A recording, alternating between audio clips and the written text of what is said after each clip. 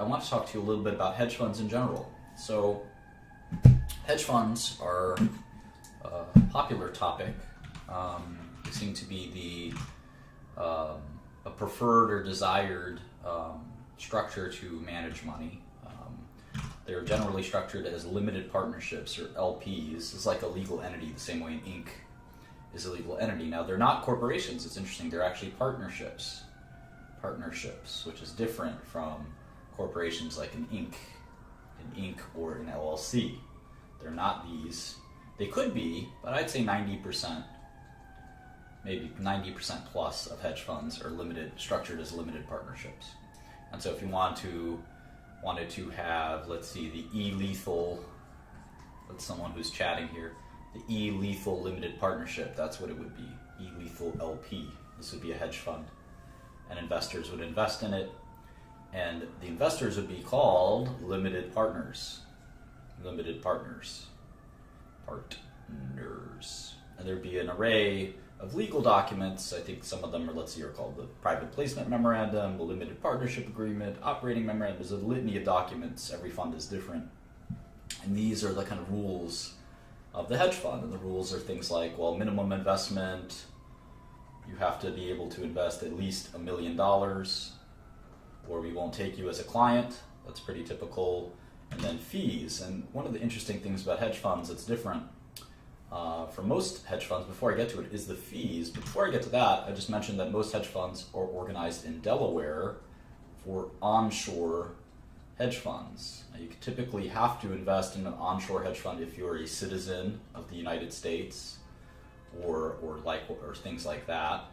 But most hedge funds investments are actually done in so-called offshore entities. And those are typically in places like the Cayman Islands, Bermuda, the BVI or British Virgin Islands, and you're looking for here tax-exempt investors. So if you're a U.S. citizen, you can't invest in the offshore fund. I mean, you could, you'd still have to pay the taxes though.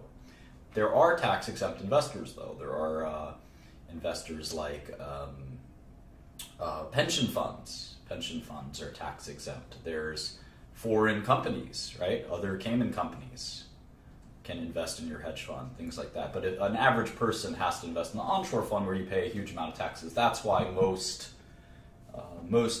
hedge fund investors are kind of offshore entities that are tax exempt. So that's just sort of one thing to think about. And there's typically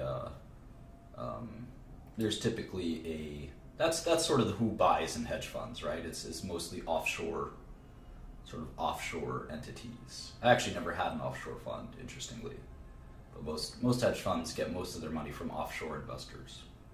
So in any event, I'd say $1 million is the minimum for even very small hedge funds. I'd say $5 million is typically a more reasonable minimum that you see these days. It used to be $1 million, but hedge funds have gotten maybe bigger and bigger.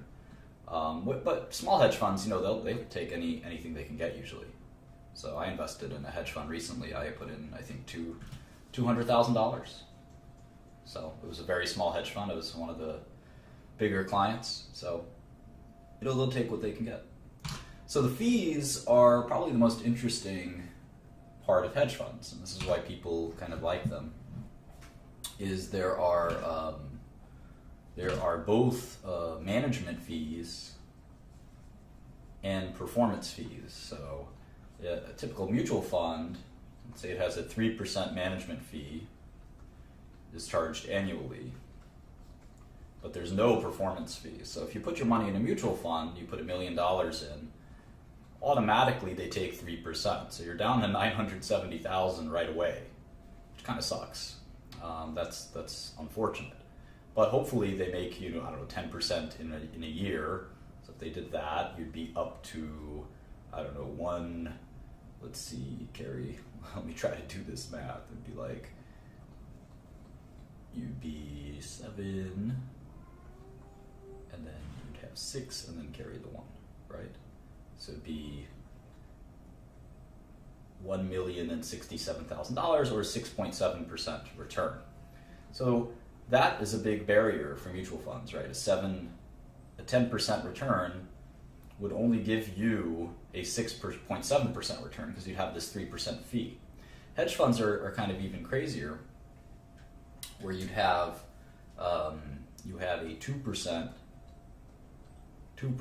management fee and a 20% performance fee. Now, performance fee is only charged if the fund performed positively that year. So this example is if a fund had a 20% return, let's say there was $100 million in the fund, and it had a 20% return.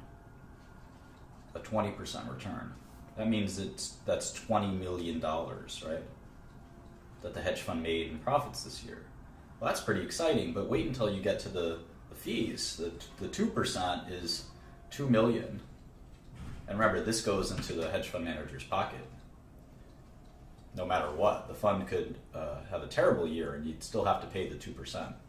The 20% is on profits, which is nice, and 20% of 20 million is another 4 million. So that's minus 6 million in total that's going to the fund manager for running the fund. So you're down to 14 million. So a 20% return turns into a 14% return for you.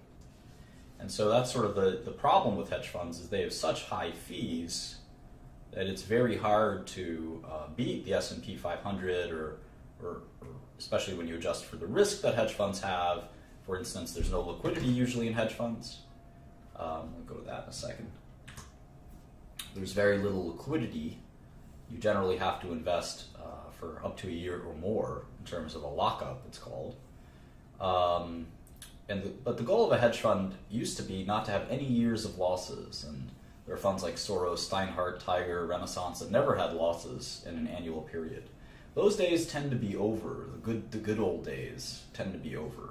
Hedge funds report results on a monthly basis. Some report even more frequently than that, but typically on a monthly basis. And obviously the hedge funds try to avoid beta or market performance, because then you can buy beta without paying a hedge fund or being in a lockup situation just by buying the SPY. We talked about beta as kind of correlation to the market.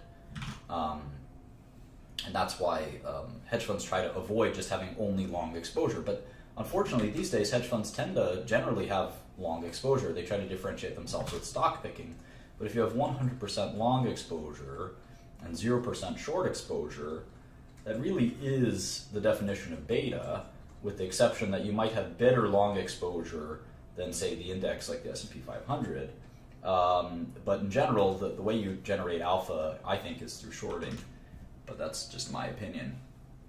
So in any event, that's a kind of a brief overview of hedge funds. If anyone has any questions about that, then I'm happy to entertain them. Why invest in hedge funds is a good question. I actually don't think it's a good idea. I think the industry is kind of has a huge number of problems. And if you look at I think the average hedge fund, I don't know if there's a good hedge fund index on Bloomberg. Let's see, hedge fund index. Here's Credit Suisse hedge fund index. Let's see if we can graph that. Well, from 2010 to 2016, let's see if we can go back even further. We can go back to 05. All right, so we can look at this versus the S&P, right? Let's see if we can look at that hedge versus S&P. All right, you can see that the S&P 500, which has no fees and huge liquidity, did better. Now you can see here that from 05 to 2015, the hedge fund index and the S&P 500 had virtually the same performance, practically the same performance. There's less volatility, so you can see that in 08, when the market got destroyed, the S&P 500 got destroyed more, and then when it rebounded, the S&P rebounded faster. So there's more volatility, but not better performance. So,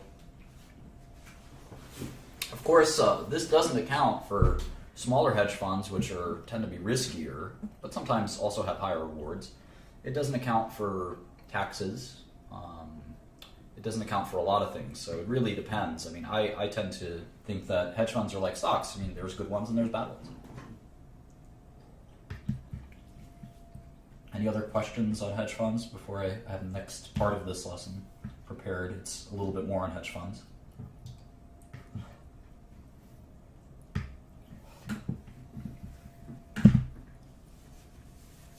I don't think placing money in ETFs is a good way to invest. Hedge funds are able to advertise now. I think they still don't for various legal reasons.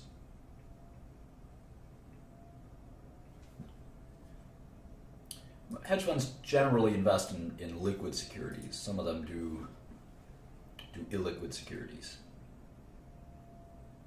Management fees tend to be taken out monthly or quarterly. Hedge fund can be publicly traded.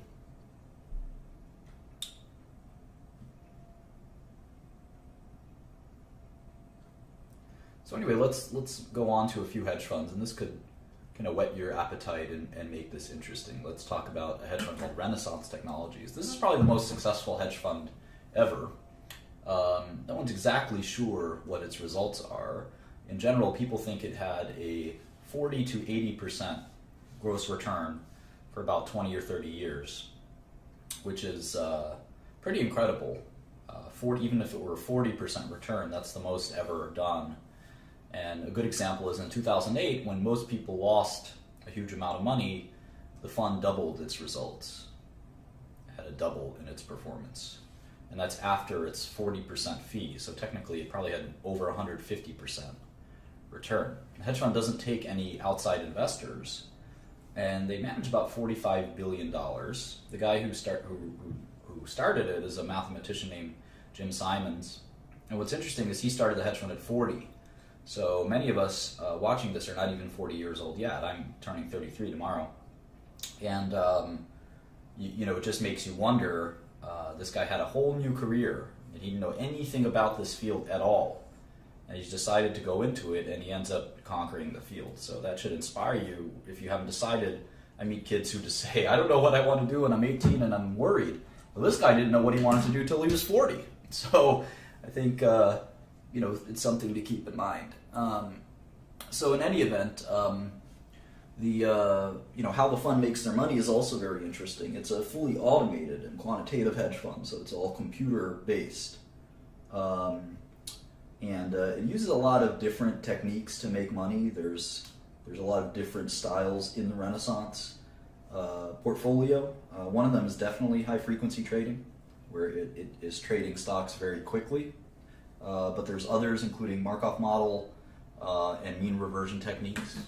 So there's certainly a lot of different things that go into Renaissance's fund, sometimes called a black box. Most of the employees are mathematicians or scientists, which tells you something.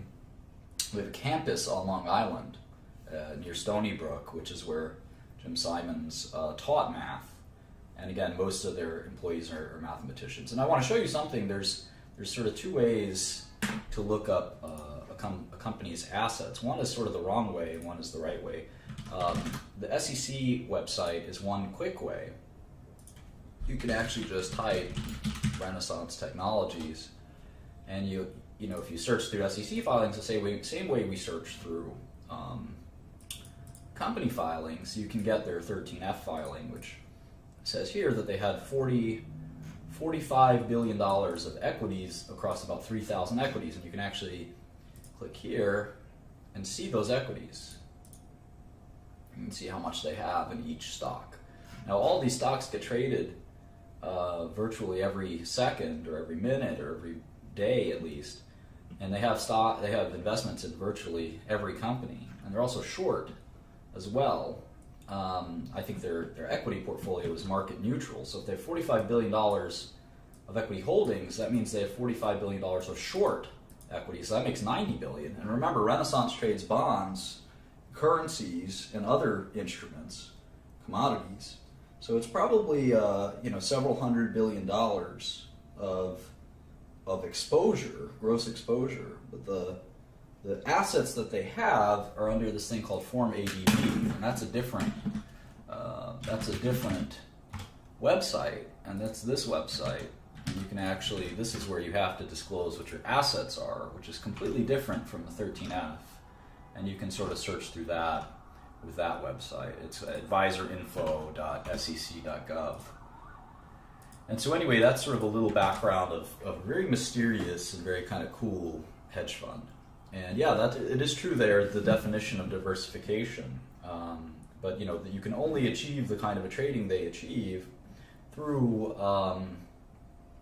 computerized trading.